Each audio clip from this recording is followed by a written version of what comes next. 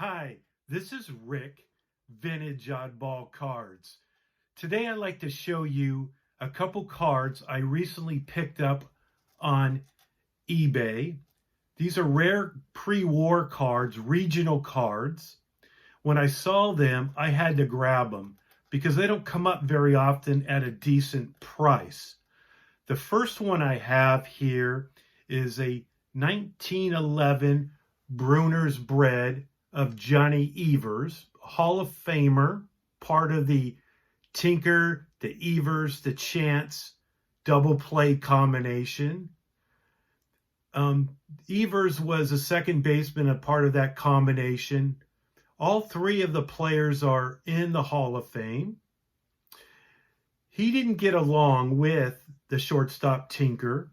Matter of fact, they didn't talk to each other during their playing days after one single argument. So this is Johnny Evers. He also, his nickname was the Human Crab because he didn't get along with umpires. Actually, he argued and fought with the umpires. So this is the front of the card. The back of the card,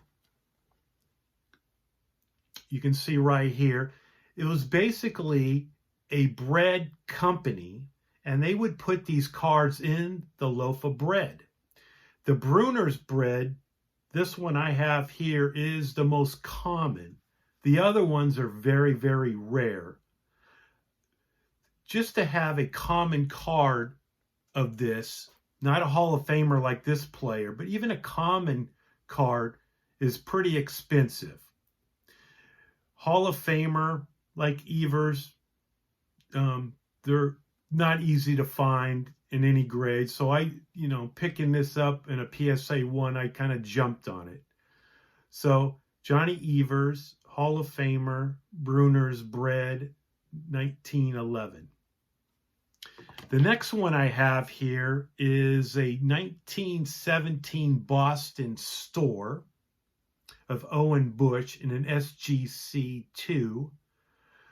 Owen was a good defensive shortstop, one of the better ones in the dead ball era. He played for Detroit. Now, the Boston store their headquarters was a department store headquartered in Chicago. So it was more of a Midwestern store, regional issue. So these cards, again, just very similar to the Bruner's Bread. You can find them, but again, you're going to pay a lot of money for even just a common card. A Hall of Famer like Joe Jackson or Babe Ruth, in good condition, a good grade, you could probably buy a house with it if you had one to sell. Recently, last year, a Joe Jackson in a 2.5 went for over $15,000. So this is the front here. The back, it'll show you the advertisement for the Boston store and the different clothes they sell. The scratches there, these are actually scratches, not part of the card. This is part of the case that's kind of scratched up.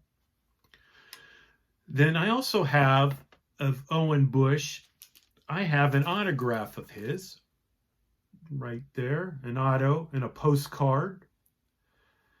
He died, I believe, in the 70s, so you can find an auto of him where you don't have to pay a lot of money for it.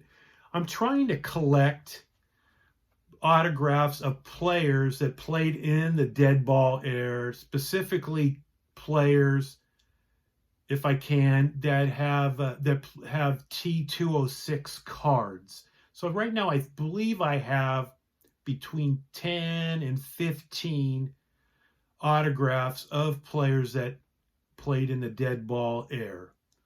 So it just kind of one of my things I collect. When I find them, if I can find them at a decent price, I'm going to pick them up. Lastly, I have a card, and it's for good luck, hopefully. And it's a Jimmy G rookie card. And the reason I'm showing this card is I'm a big 49er fan. I have season tickets for years. I went to the playoff championship game. I did not win the ticket lottery to go to Miami.